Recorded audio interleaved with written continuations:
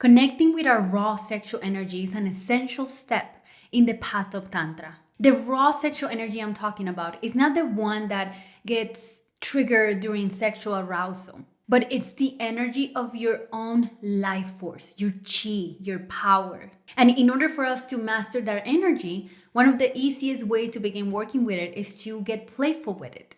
In this episode, I'm going to be sharing a very simple yet very powerful practice that you can do to begin pulling that raw sexual energy from your root into your entire body. This is going to actually help you in your inner weaving to achieve that tantric state.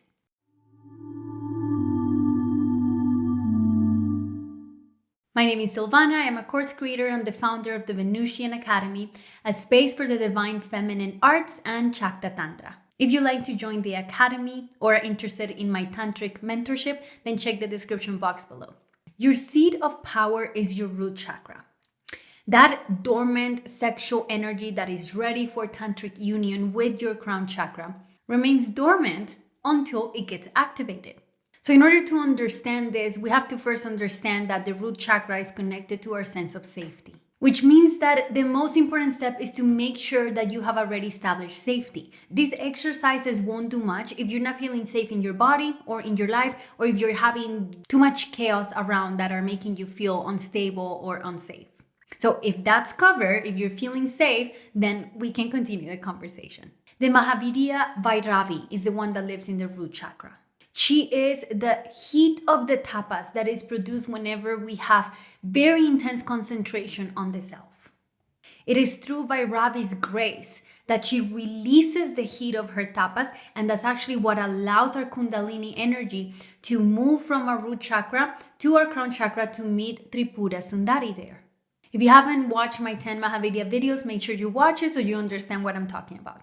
So to begin interacting with this energy, I found that it's very helpful to have both passive and active elemental practices to trigger the energy from both ends. Some of the passive practices will be your sadhana. If you're doing nyasa, mantra, meditation, these are the passive practices. Everything that is like putting your attention into you is heating up and connecting you with that energy of Vairavi in the Muladhara chakra.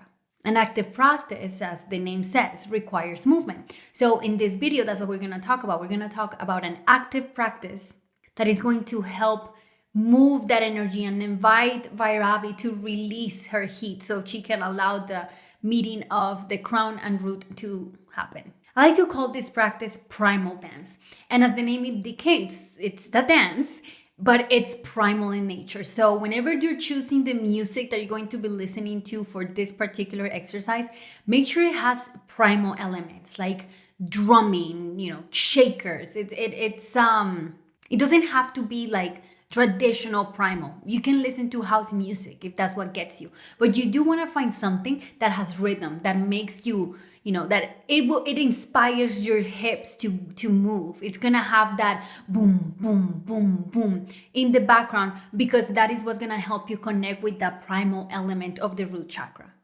And once you have your music on, then you're gonna begin. So what you wanna do is first put your attention into your root chakra. And what you're going to visualize is like a ball of fire is there. And this is all happening in stillness.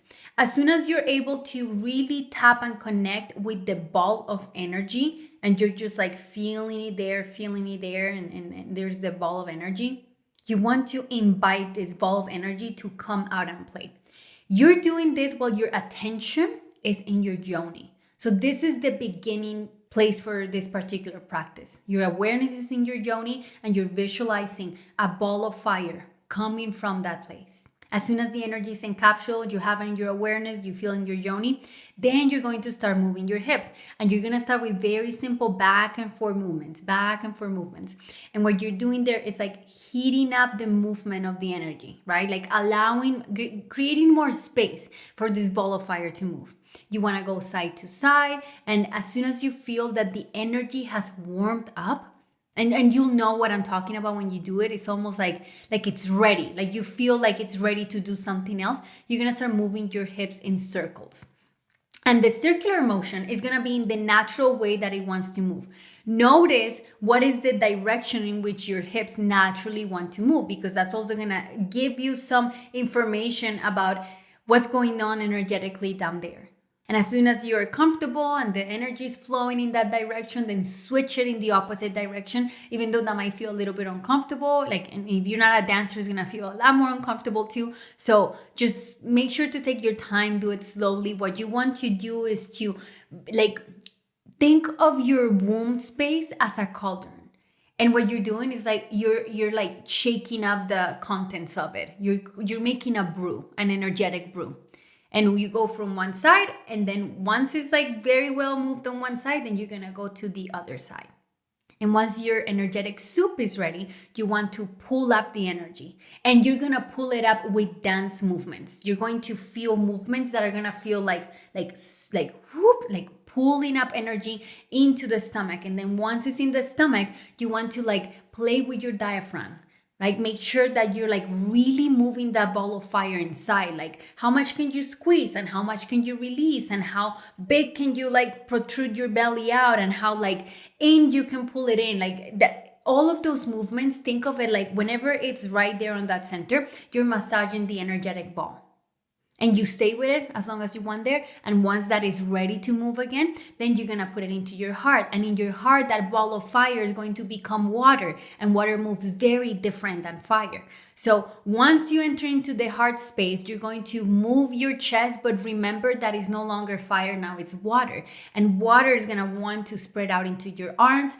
And this energy is going to be moving as well, along with the flow of your inner water energy. You can still be moving your hips and your body, but the energy, right? You're pulling, you grab this energy and you're moving it all across your body. So once it's in your heart space, you want to spread it out into your arms and allow it to move like water. When this energy feels fully cooked, then you're going to want to put it into your throat and head. And in this moment, it's going to become air. Maybe you want to blow out air. Maybe you want to go release something in there, or maybe you don't want to do anything and you just want to twist your head or play with your hair, do whatever you like, but now you're in the energy of air. This marks the ending stage of the process, because what you wanted to do was playfully move the energy and massage it through the body. But in this moment, that's when surrender comes. So this energy of surrender is basically surrendering into the movement, into the rhythm, into their music. And then you continue your dance party for as long as you want, and you move your body however it wants to move. The whole point is to put our conscious awareness into inviting the energy to come out and playfully pulling it out and creating a safe space for that energy to move. We have to start looking at the Kundalini not as this separate thing that's just this raw energy, that sexual raw power, but look at it like a little shy, timid snake. And she wants to be bright and she wants to uncoil, but this coiled energy starts because of her shyness. So you need to charm that snake. You need to enter into relationship with that sacred snake that's right there, because that's your dormant life force Kundalini power. And if you tell me, I already had, Kundalini awakening back in 2007 or whatever, doesn't matter. This isn't a one thing that just happens once and is done. It's a relationship, especially if you are on the path of wanting to create that tantric union within. This is a constant seduction that we have with this energy. It's a constant invitation. It's not a line. This is a spiral. This process is a spiral. So even if you had a bazillion Kundalini awakenings, there's still going to be this dormant part, because we are dealing with Vairavi. Remember, Vairavi is that heated self-concentration. So you enter into relationship with it instead of just, everything in Tantra, it's a journey. Everything in Tantra is it's like an exercise. It's moving our bodies a certain way. It's a yoga. So you want to be in communion with it as much as you can.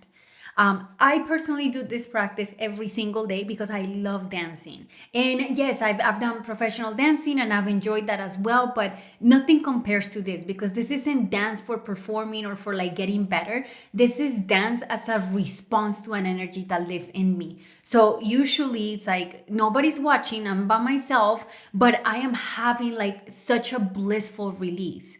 It's one of the few moments in the day where I'm just like completely blissed out and lost in the ether because I am giving space for this energy to get to know my body and to get to know how I relate to it. So that is the power of primal dance. Before I let you guys go, I do want to offer a little helpful tip. If you are a person that's a little bit too rigid with those things, and maybe your body's rigid too, and you don't really find movement, drink some wine. Yes, oh my God, I'm telling you to drink alcohol. How dare I? Drink some wine, have some alcohol. Alcohol is a yin substance, so you don't want to overdo it. There is obviously, we know the physical, side effects of it, but spiritually you also don't want to overdo it because yin energy attracts more of that yin energy, and yin energy is like, all the weird energies that are in an abandoned house. Those places are full of yin energy. Alcohol is a yin energy. If there's too much rigidity, there's too much yang. And we can accumulate yin energy by sitting out in nature and by like doing all of these practices, sitting on the floor, connecting with Mother Earth, letting loose a little bit. But if you're unable to tap into those energies, even if you're doing all those things, for this particular exercise, since you're alone, since you are in the safety of your own home and it's just you and your sacred sexual energy, take some alcohol and loosen up and see what comes out of there, because then you'll be able to witness what happens when you have an overabundance of yin energy. If you happen to be a very yang, like tightly kind of, you have a hard time letting go of control, this is the remedy for those. If you're already loose and flowy, then please don't. Just do the practice fully sober and just remain present with it. That's just like the alcohol thing is like a remedy for a particular type of tightness. Okay. All right, guys. So that is all for today. I would love to hear from you in the comments. If you did this practice, if you enjoyed it, how did it feel, what you experienced, please share with me. I love hearing about it. And if you haven't liked this video, please do so. It really helps out the channel. And I'll see you guys next time. Bye-bye.